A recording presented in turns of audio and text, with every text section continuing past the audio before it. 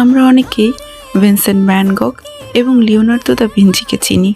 আজকে পরিচয় করাবো এক নারী শিল্পীর সাথে। তার নাম অ্যাঞ্জেলিকা কাউফম্যান।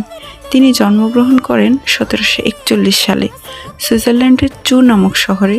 তিনি নিউ ক্লাসিক্যাল ধারার চিত্রশিল্পী ছিলেন।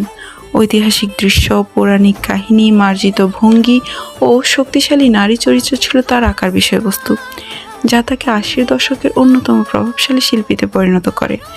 কিন্তু আমার কাছে তিনি বিশেষ তার self portrait of the painter hesitating between painting and music এই ছবিটার জন্য, যেখানে একজন শিল্পী ছবি এবং গানের মধ্যে পছন্দ করতে দ্বিধায় পড়ে।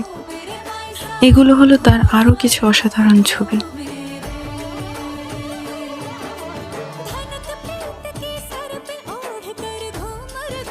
ভিডিও ইনফরমেটিভ হলে follow my page. Thank you.